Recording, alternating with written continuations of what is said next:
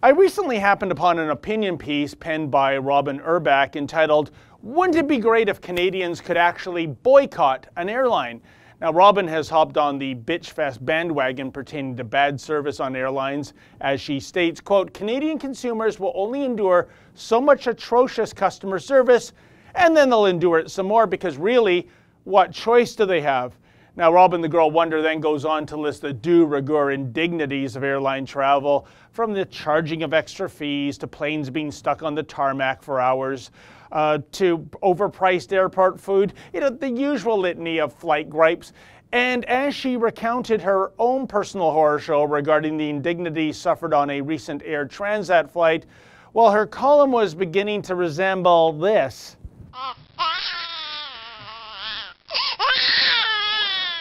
Yeah, we get it, Robin. Stuff happens when flying, especially when flying on a discount airline. Hey, you get what you pay for. Yet her whining reminded me of the superb Louis C.K. rant about people like Robin who complain about a mode of transport that's actually somewhat miraculous when you think about it. Flying is the worst one because people come back from flights and they tell you their story. And it's like a horror story. They act like their flight was like a cattle car in the 40s in Germany. That's how bad they make it sound. Right. They're like, it was the worst day of my life. First of all, we didn't board for 20 minutes. Right. And then we get on the plane, and they made us sit there on the runway for 40 minutes. We had to sit there. Oh, really? What happened next? Did you fly through the air incredibly like a bird? Did you partake in the miracle of human flight, you non-contributing zero, that you got to fly? You're flying! It's amazing. Everybody on every plane should just constantly be going, "Oh my God! Wow! Yes! You're flying. You're sitting in a chair in the sky." Yes. Yeah.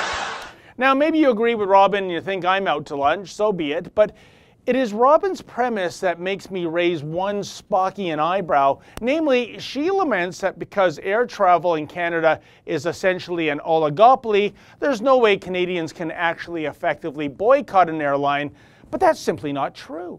There are millions of Canadians who live within driving distance of a U.S. airport, and they can choose to commute across the border and fly out of an American airport via an American airline.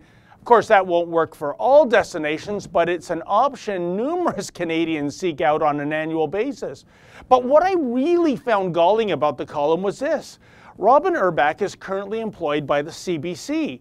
How many of you have mulled over this consumer revolt fantasy, namely, wouldn't it be great if Canadians could actually boycott the Canadian Broadcasting Corporation?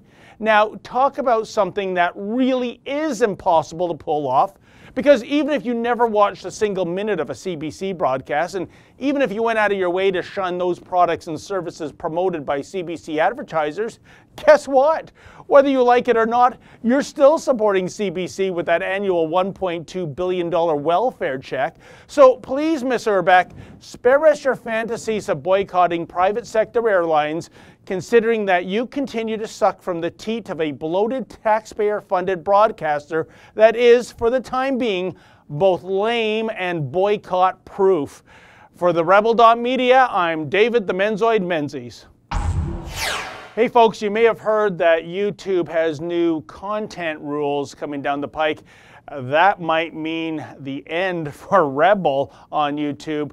Please help Rebel stay alive and relevant by going to theycan'tstopus.ca.